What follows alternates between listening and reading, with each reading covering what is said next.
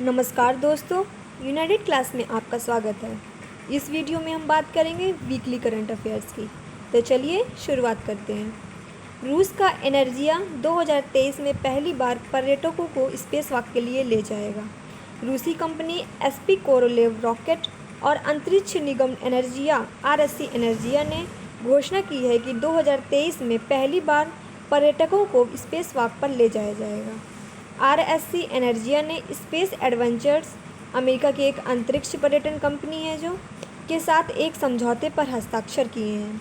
RSC एनर्जिया रोसकॉसमॉस, जो कि रूस की अंतरिक्ष एजेंसी है, का एक हिस्सा है।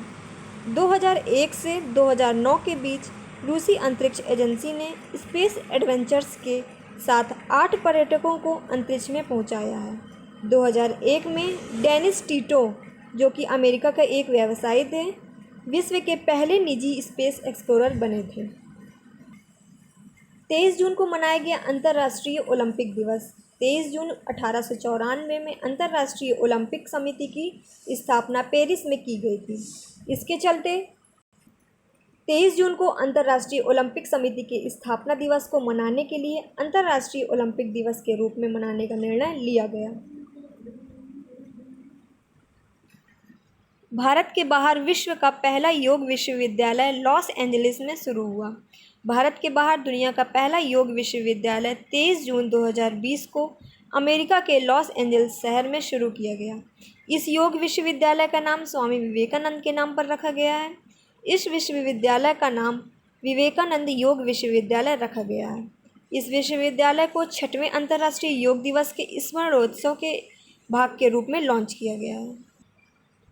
SVYASA स्वामी विवेकानंद योग अनुसंधान संस्थान योग के अध्ययन के लिए बेंगलुरु में डीम्ड विश्वविद्यालय है के कुलपति डॉक्टर HR नागेंद्र विवेकानंद योग विश्वविद्यालय के पहले अध्यक्ष होंगे। SVYASA की स्थापना वर्ष 2002 में हुई थी। यह भारत और विश्व का पहला योग विश्वविद्यालय था। वार्षिक टीबी रिपोर्ट 2020 राज्यों को उनकी जनसंख्या के आधार पर बड़े और छोटे राज्यों के रूप में विभाजित किया गया था। 50 लाख से अधिक जनसंख्या वाले सभी राज्य बड़े राज्यों के अधीन थे, जबकि 50 लाख से कम जनसंख्या वाले राज्य छोटे राज्य के अधीन थे। बड़े राज्य की श्रेणी में गुजरात को सबसे बेहतरीन प्रदर्शन करने वाला राज्य चुना गया है। इस सूची में दूसरे स्थान पर आंध्र प्रदेश, तीसरे स्थान पर हिमाचल प्रदेश है। छोटे राज्यों में नागालैंड, त्रिपुरा दोनों को सर्वश्रेष्ठ प्रदर्शन करने वाले राज्य के रूप में सम्मानित किया गया है। केंद्र शासित प्रदेशों में दादरा नगर हवेली और दमन दीव को सर्वश्रेष्ठ प्रदर्शन करने वाले केंद्र शासित प्रदेश के रूप में सम्मानित किया गया है। टीबी अर्थात ट्यूबरक्लोसिस रोग को भारत सरकार ने 2025 तक उन्मूलित करने का निर्णय लिया है। मारिस टॉर्पीडो डिकॉय सिस्टम। भारतीय नौसेना ने स्वदेशी रूप से विकसित मारिस टॉर्पीडो डिकॉय सिस्टम को शामिल किया है। इससे भारतीय नौसेना के पनडुब्बी विरोधी युद्ध क्षमताओं में वृद्धि होगी। टॉर्पीडो रक्षा प्रणाली क्या है, तो इसकी बात करते हैं तो टॉर्पीडो एक स्वचालित पानी के नीचे की मिसाइल है जिसे सतही पोत, पनडुब्बी और हवाई जहाज से लॉन्च किया जा सकता है। टॉर्पीडो के हमले के दौरान टॉर्पीडो डिफेंस सिस्टम एक टॉर्पीडो का पता लगाने में मदद करता है और नौसेना के प्लेटफॉर्म की सुरक्षा के लिए आवश्यक कदम उठाता है। एंटी टॉर्पीडो डिकॉय सिस्टम का उत्पादन सरकारी स्वामित्व वाली company Bharat electronics limited BEL द्वारा किया जाएगा। लिवरपूल में 2019-20 इंग्लिश प्रीमियर लीग का खिताब जीता। मैनचेस्टर सिटी के चेल्सी से 2-1 से हार के बाद लिवरपूल ने 2019-20 इंग्लिश प्रीमियर लीग का खिताब अपने नाम कर लिया है। यह पहली बार है जब लिवरपूल ने इंग्लिश प्रीमियर लीग का खिताब जीता है। लिवरपूल इंग्लैंड का एक फुटबॉल क्लब है। यह क्लब इंग्लैंड की विश्व प्रसिद्ध फुटबॉल लीग प्रीमियर लीग में हिस्सा लेता है।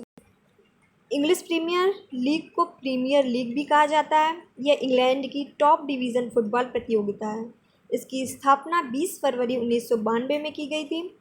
इसमें 20 टीमों ने हिस्सा लेती हैं। मैनचेस्टर सिटी सर्वाधिक 13 बार प्रीमियर लीग का खिताब जीत चुकी है। हरिताहरम कार्यक्रम। यह कार्यक्रम 3 जुलाई 2015 को तेलंगाना के मुख्यमंत्री के चंद्रशेखर राव द्वारा शुरू किया गया था। इस कार्यक्रम के माध्यम से तेलंगाना सरकार ने राज्य भर में कुल 2 से 30 करोड़ पौधे लगाकर राज्य में वन आवरण को 24% से 33% तक बढ़ाने का लक्ष्य रखा है। हाल ही में इस कार्यक्रम का 6वां चरण की शुरुआत की गई है। अमर्त्य सेन ने जर्मन बुक ट्रेड का प्रतिष्ठित शांति अवार्ड जीता। भारतीय अर्थशास्त्री और नोबेल पुरस्कार विजेता अमर्त्य सेन ने जर्मन बुक ट्रेड का प्रतिष्ठित शांति पुरस्कार जीता है।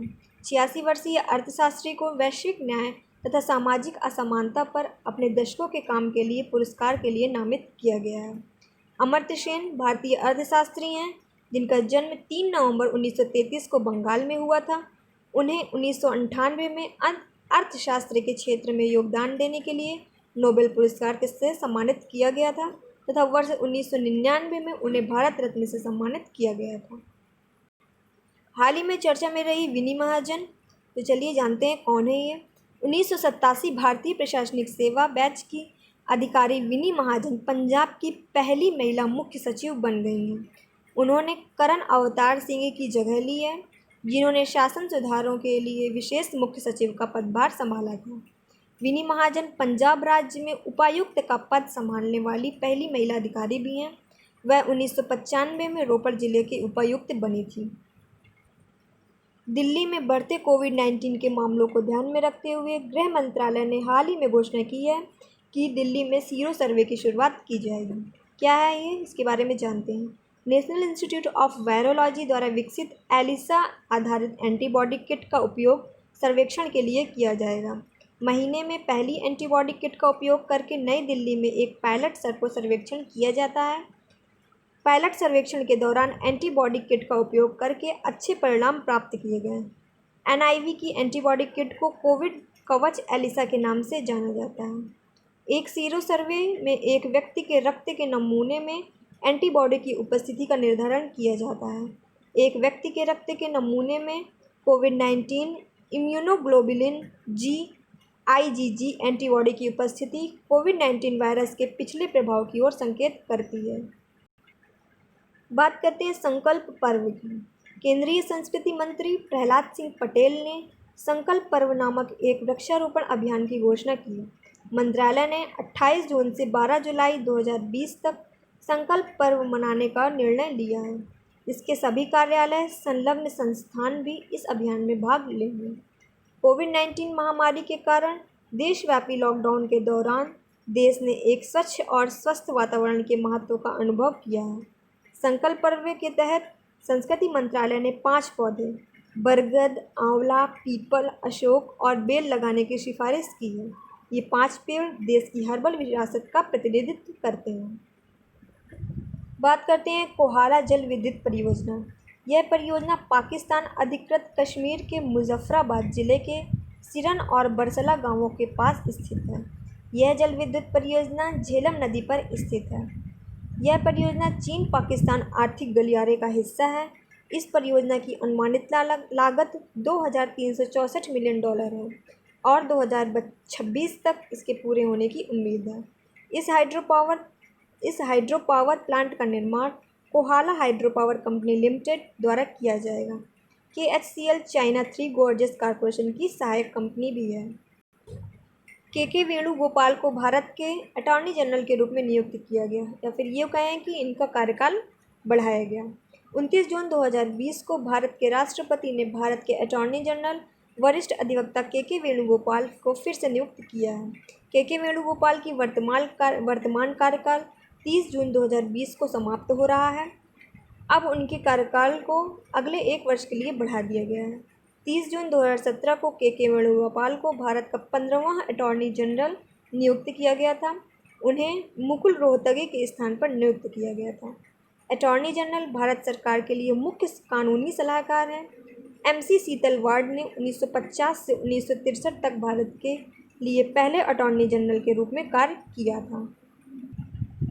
PM-FME योजना आत्मनिर्भर भारत अभियान के एक हिस्से के रूप में prime minister formalisation of micro food processing enterprises PM-FME योजना को लॉन्च किया गया।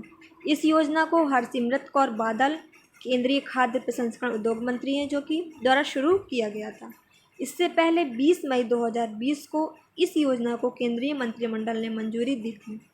इस योजना से 9 लाख कुशल तथा अर्धकुशल रोजगार सृजित होंगे। योजना के तहत कुल निवेश का 35,000 करोड़ रुपए होगा।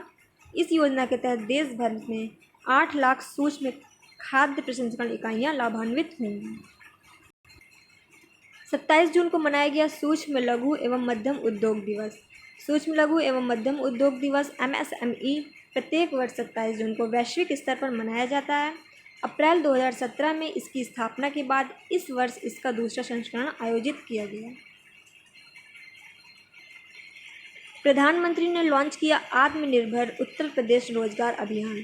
प्रधानमंत्री नरेंद्र मोदी ने 26 जून 2020 को एक 125 दिवसीय अभियान की शुरुआत की है।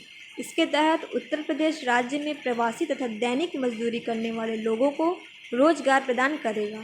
इस अभियान को आत्मनिर्भर उत्तर प्रदेश रोजगार अभियान नाम दिया गया है। योगी आदित्यनाथ की उपस्थिति में वीडियो कॉन्फ्रेंसिंग के माध्यम से यह अभियान शुरू किया गया है। यह अभियान उत्तर प्रदेश के 31 जिलों में रोजगार उपलब्ध कराने पर केंद्रित होगा। 29 जून को मनाया गया राष्ट्रीय सांख्यिकी दिवस। यह दिवस सांख्यिकी प्रणाली तथा आर्थिक नियोजन के क्षेत्रों में स्वर्गीय प्रोफेसर प्रसन्त चंद्र महालनोबिस, जिन्हें कि PC महालनोबिस के नाम से भी जाना जाता है, के उल्लेखनीय योगदान के सम्मान के रूप में मनाया जाता है। उन्होंने भारत में मानव मिति में विद्वता हासिल की। वे वर्ष 1955 से 67 तक योजना आयोग के सदस्य भी रहे हैं। PC महालनोबिस दूसरी पंचवर्षीय योजना के सूत्रधार थे। दूसरी पंचवर्षीय योजना भारतीय अर्थव्यवस्था के महालनोबिस गणितीय विवरण पर निर्भर रही। इस योजना ने भारत में उद्योग के भारी विकास को प्रोत्साहित किया और इसे बाद में नेहरू महालनोबिस मॉडल तथा आर्थिक विकास की मूल उद्योग रणनीति के रूप में जाना जाने लगा। आज की वीडियो को हम यहीं पे समाप्त करते हैं। प्लीज़ हमारी वीडियो को लाइक करिए, उसमें कमेंट करिए, ज़्यादा से ज़्यादा शेयर करिए और हमारे चैनल को सब्सक्राइब करिए। Thank you.